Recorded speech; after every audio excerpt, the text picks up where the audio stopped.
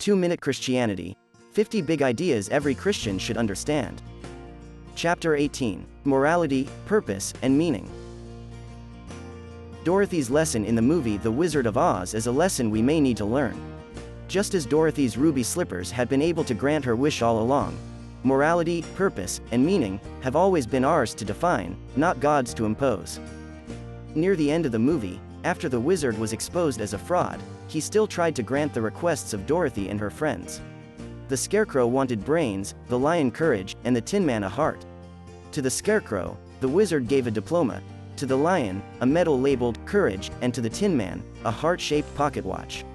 The wizard didn't give them what they wanted but instead gave them an acknowledgement of what they already had. Throughout their journey with Dorothy, her friends had developed the very traits they said they wanted most of all. Though the wizard no longer stood behind a curtain pretending to be what he wasn't, he still got credit for giving everyone what they already had. Does that sound like someone we know? Christians tell us God gives us morality, purpose, and meaning, though this is the same morality, purpose, and meaning that non-Christian believers might say they get from their gods and that atheists get from nature and reality. The Christian may respond that objective or absolute versions of these traits must come from a supernatural source, but until the Christian shows that there are objective versions, this is an empty claim. Look up the dictionary definitions of morality, purpose, or meaning to see that none require objective or supernatural grounding. We can get through life just fine by dropping the pretense that they do, and finding within ourselves our best versions of these traits. These are human traits, not Christian traits. For proof, look at non-Christian cultures that have developed similar versions. These are traits we have always had. They're borrowed by Christianity, and much is made of God's giving back to us what we already had. Christianity's most generous gesture would be to drop the pretense of its gatekeeper role. Draw back the curtain to show that the power to improve or destroy society is, and has always been, ours, not God's. It could help people grow and reject their dependence on the supernatural. Want a better society? Only our hard work, not God's miraculous intervention, has ever improved it.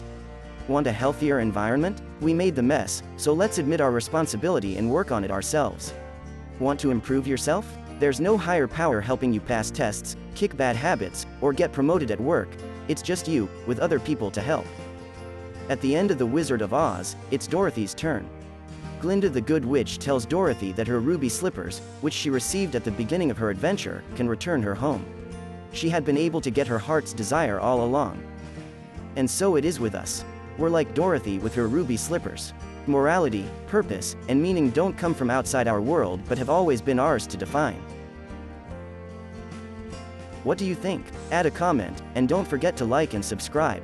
To read the text of this chapter with references, go to 2minutechristianity.com and search for this chapter.